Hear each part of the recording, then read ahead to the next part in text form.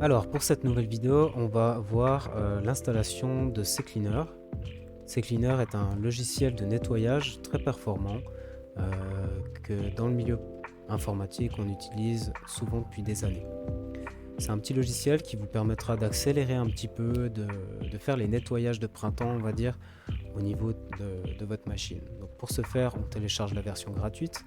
Il existe aussi des versions payantes qui proposent plus d'options, mais là ça va pas nous intéresser. De toute façon, tout ce que j'ai à vous montrer suffit avec la version gratuite. Donc on va télécharger la version gratuite et puis ça va me permettre aussi d'illustrer une chose à laquelle il faut faire attention quand on télécharge un document, quand on télécharge un logiciel sur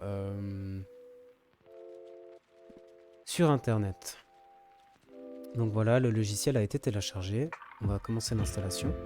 Je double-clique sur l'exécutable. J'ai la fenêtre Windows qui me demande l'autorisation. J'accepte.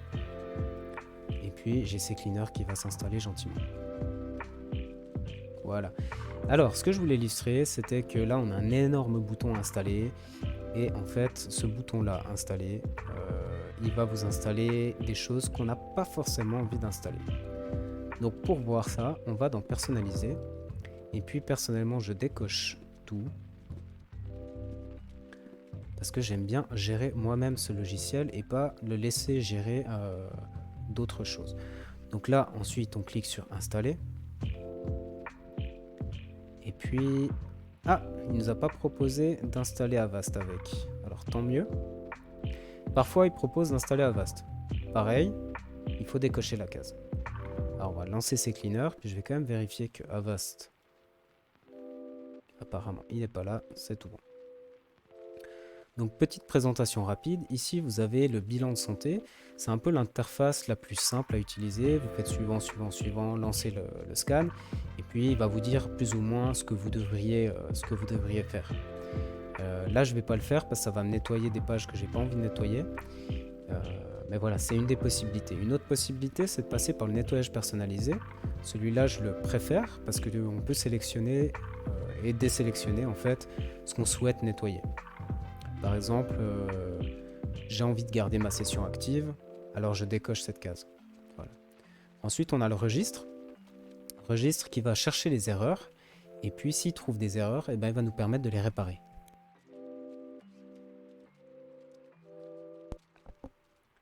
Alors on va attendre la fin. C'est assez rapide généralement.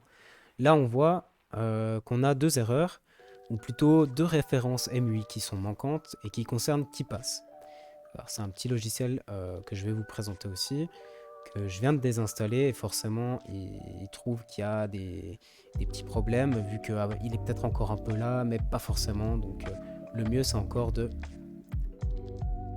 nettoyer tout ça. Donc on peut faire une sauvegarde, c'est un principe de précaution. Personnellement je le fais pas depuis des années et j'ai pas eu de problème. Ça veut pas dire que ça peut pas arriver un jour, mais voilà, moi je ne le fais pas. Si vous êtes un peu frileux avec ça, faites une sauvegarde. Donc vous cliquez sur oui. Donc je mets non, et puis ici je corrige toutes les erreurs. Voilà, toutes les erreurs ont été réparées, et puis normalement si on fait une nouvelle recherche, on ne devrait pas retrouver quelque chose.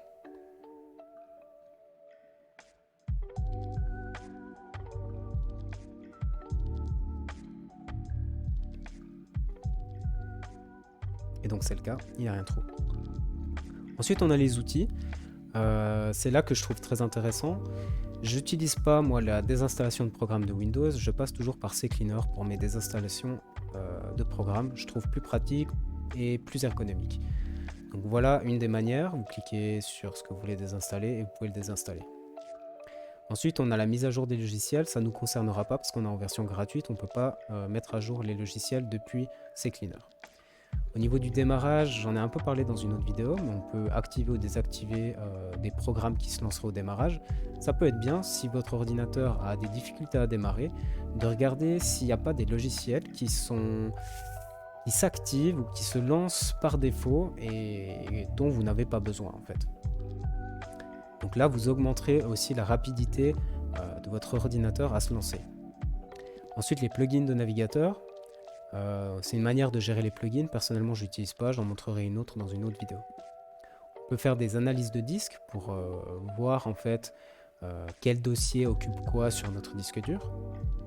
On peut faire des recherches de fichiers doubles. Je vous le déconseille, il y en a beaucoup des fichiers doubles et on ne sait jamais vraiment ce qu'on peut supprimer ou pas.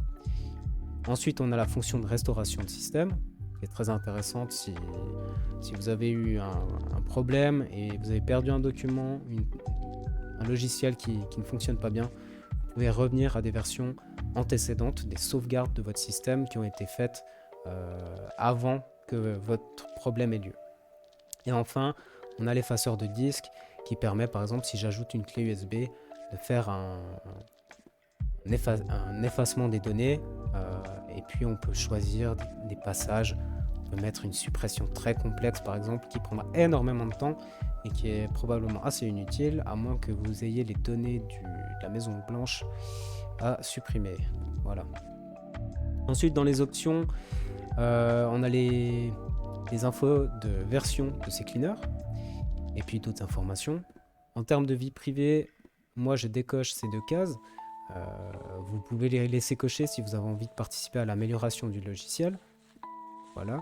En avancée, tout à l'heure vous avez vu il y a une fenêtre qui s'est ouverte quand j'ai fait l'analyse du registre et qui me demandait de créer une sauvegarde. Alors moi je vous ai dit c'est quelque chose que je fais plus, alors je décoche cette case. Ensuite ici ça m'a l'air plutôt pas mal. On va rien toucher de plus. Au niveau des mises à jour, on laisse comme ça, c'est important que le logiciel soit à jour. En termes de sécurité, c'est très important. Les utilisateurs, ça concernera les versions payantes. Le nettoyage intelligent, c'est aussi pour les versions payantes. Personnellement, je décoche. Planification, c'est les versions payantes. Exclure ou inclure, on peut ajouter des dossiers ou des fichiers qui sont à inclure ou à exclure dans les nettoyages. Et ensuite, la gestion des cookies. Alors là, moi personnellement, je commence déjà par tout supprimer. CTRL A. Et ensuite, j'appuie sur Delete. Petite fenêtre s'ouvre. OK. Et tout est supprimé. Et ici, par contre, le CTRL A Delete ne fonctionne pas. Alors, on va le faire au clic droit. Et voilà, je supprime tout. Et j'ai plus rien.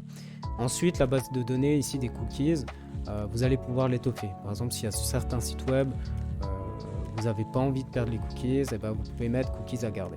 Voilà. Ils vont vous mettre cookies sur l'ordinateur. Vous venez ici, vous en sélectionnez un, vous le faites passer sur cette colonne et ça mettra les cookies à garder. Dans les paramètres, ici vous pouvez régler la langue et vous pouvez régler aussi l'écran d'accueil si vous voulez directement le bilan de santé en première page ou le nettoyage personnalisé. Ici on peut laisser ça comme ça. On peut aussi lancer l'application au démarrage de l'ordinateur, ce qui n'est pas utile. Concrètement, il faudrait juste lancer l'application une fois par semaine, une fois par mois, et puis faire un bon nettoyage. Ça peut être pas mal. Voilà. Je l'ajoute pas le menu contextuel à la corbeille, ça m'intéresse pas. Et puis l'effacement sécurisé, je laisse comme ça aussi. Donc là, on a à peu près tout vu. Il y a encore la mise à niveau pour ceux qui voudraient passer à une version payante. Je vous le dis, dans la majorité des cas, c'est pas utile pour l'utilisateur lambda. Vous n'avez pas besoin de faire ça. Maintenant, si vous voulez le faire, c'est toujours un soutien à un super logiciel. Donc voilà. Je crois avoir fait le tour de la présentation de ce super logiciel que je vous conseille, qui vous permettra de passer l'aspirateur au niveau de vos logiciels et de rafraîchir un peu tout ça, faire un peu un nettoyage de printemps et d'avoir une machine qui fonctionne toujours au mieux. Alors voilà, c'était tout pour aujourd'hui. Je vous souhaite une très bonne fin de journée. À bientôt.